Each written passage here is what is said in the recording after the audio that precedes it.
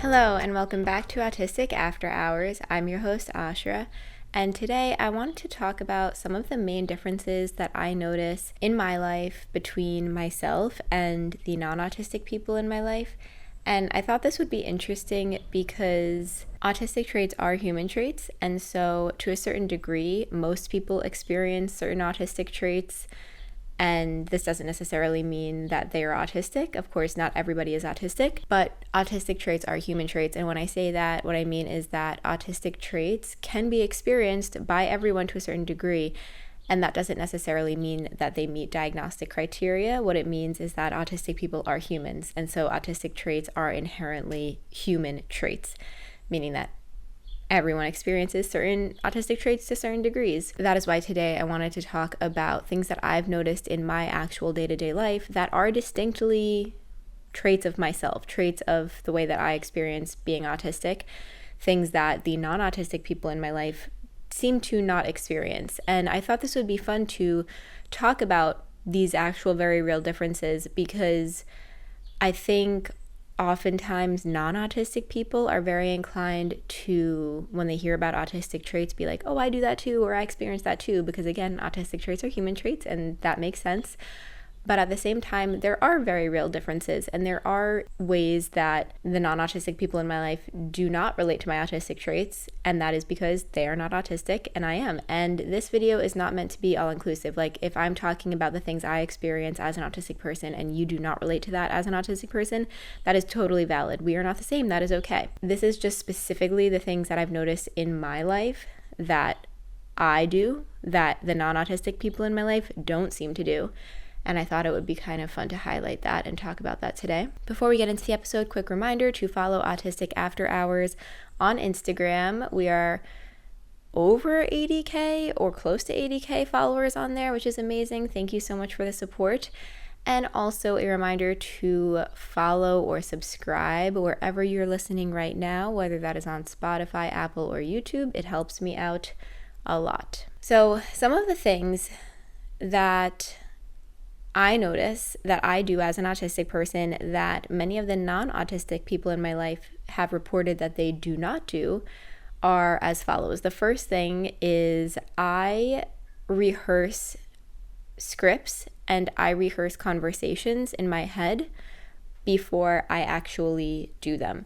So for example, if I'm going to hang out with a friend, let's say I'm driving to go hang out with a friend, the entire ride there, I will, without even realizing it a lot of the times, be playing in my head how I think the conversation is going to go. I will be essentially reenacting how I think the conversation is going to go.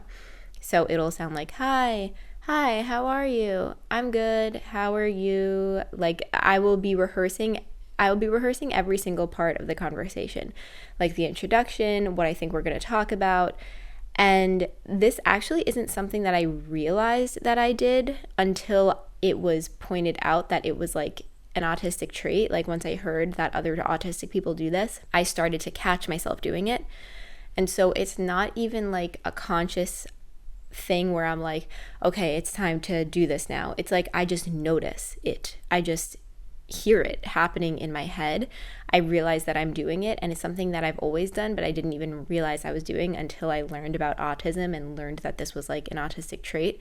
And again, there may be non-autistic people that do this, and it doesn't necessarily mean that they are autistic, but it's just something that I've talked to non-autistic people in my life, and I've been like, do you do this? And they're like, no, I don't do that. And I'm like, oh wow, that is so interesting that difference exists in our brains, where like I spend so much of my time rehearsing conversations, preemptively pre-planning, like thinking about how a conversation is going to go so that I can be prepared for it. I find it so interesting. Like in my mind, I thought it was just normal to do that. Like I thought it was just something that people did. And it's so interesting to me that there are people out there that don't do this, because so much of my time is occupied with this, even subconsciously. Like again, I do it without even realizing it.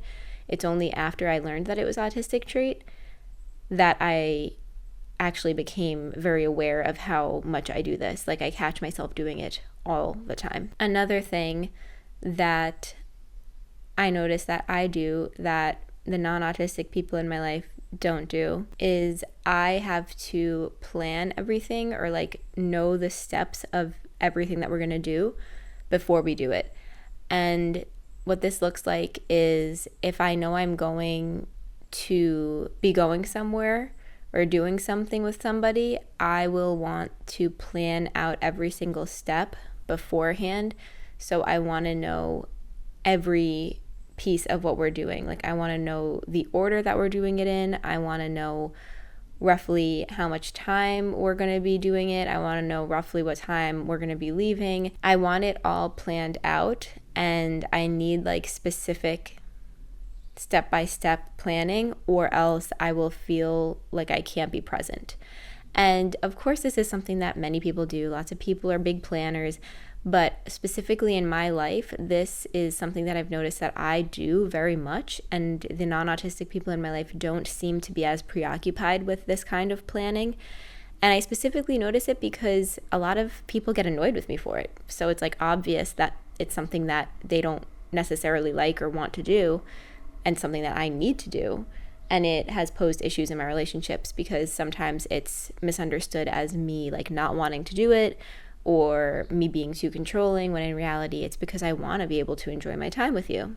That's just how my brain works. Something else that I noticed that I do that non-autistic people in my life don't seem to do nearly as much is I info dump.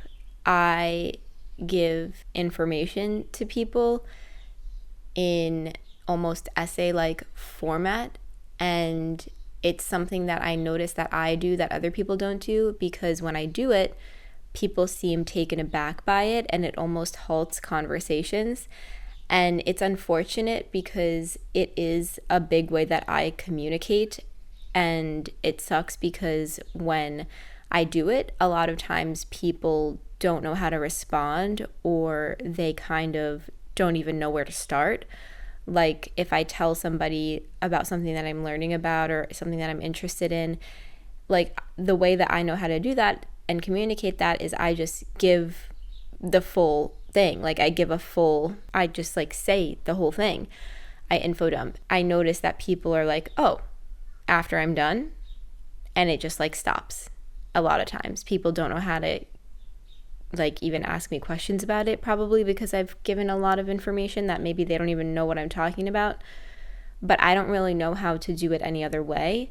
I don't know how to like not just spill out all of the information that I've like pre-memorized basically. And so this is something that I notice that I do that seems to clash with the way that the non-autistic people in my life communicate, which is unfortunate because it's like the main way that I know how to engage. Something else I've noticed is that I tend to get hung up or like ask for details that many other people don't seem to need or want, or they don't realize why they would be important. When I'm engaging in conversation with people, especially again like when they're non-autistic people, I notice that it's almost like they are in a certain type of conversational flow, and then I am hung up on details that for them they just like move through.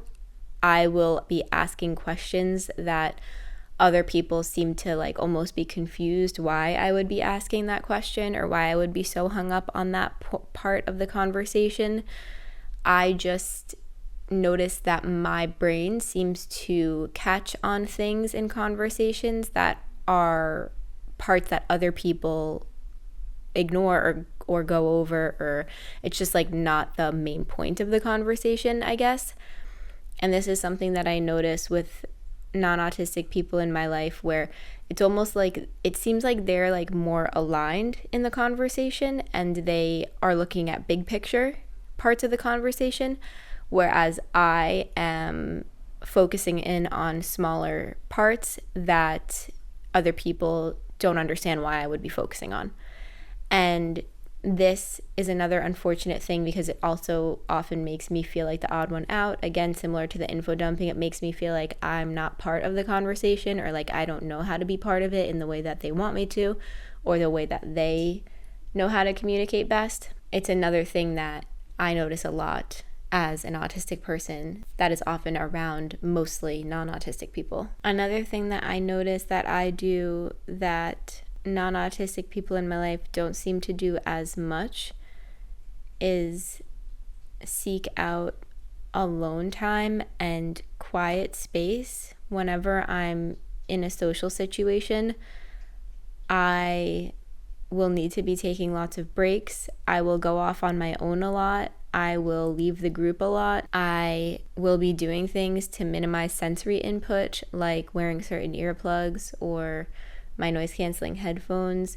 I will try to seek out more one-on-one time rather than being actually in the group with everybody else. And this is something that I think a lot of introverts in general would relate to, but in my life particularly, I notice that even when there are other introverted people, if they're not autistic, I notice that I just do it way more regardless, even if they are introverted. Like I said, specifically just with non-autistic people, I notice that I just do this way, way more. I seek out alone time a lot more than the people in my life that are not autistic.